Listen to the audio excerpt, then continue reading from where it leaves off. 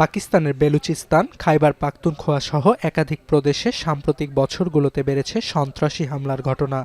এতে প্রায় নিয়মিত প্রাণ হারাচ্ছেন অনেক বেসামরিক নাগরিক। হামলাগুলোর জন্য তেহরিকি তালেবান, ফিতনা আল খারিজ ও ফিতনা আল হিন্দুস্তান সহ বেশ কয়েকটি বিচ্ছিন্নতাবাদী গোষ্ঠীকে দায়ী করছে পাকিস্তানের সামরিক বাহিনী।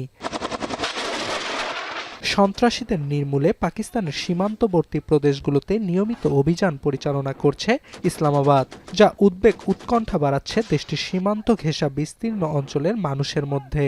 সম্প্রতি খাইবার পাখতুনখোয়ার তিরা উপত্যকায় সন্ত্রাসীদের বিরুদ্ধে সম্ভাব্য সামরিক হামলার প্রস্তুতি নিয়েছে সামরিক বাহিনী।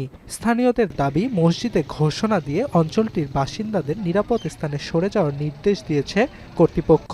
এ কারণে ভারী তুষারপাত ও তীব্র শীতের মাঝেও তিরা উপত্যকা ছাড়ছে পরিবারগুলো। मस्जिद में ऐलान हुए कि 5 तारीख तक निकल जाओ, सब निकल रहे थे, हम भी निकले हुए।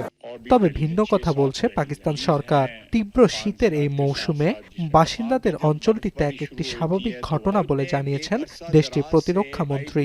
वहाँ पे जब बर्फबारी शुरू होती है तो वहाँ से माइग्रेशन स्टार्ट हो जाती है। फौज ने एक अरसा दराज से आईबीओस के फेवर में ऑपरेशन तर्क कर दिया। तो ये कई साल से ये प्रैक्टिस जारी और सारी है, इसलिए ऑपरेशन का वहाँ पे सवाल ही नहीं पैदा होता है। এ সময় খাজা আসিফ অভিযোগ করেন, খাইবার পাখতুনখোয়ার প্রাদেশিক সরকার জনগণের নিরাপত্তা দিতে ব্যর্থ হয় কেন্দ্রীয় সরকারের ওপর দোষ চাপাচ্ছে।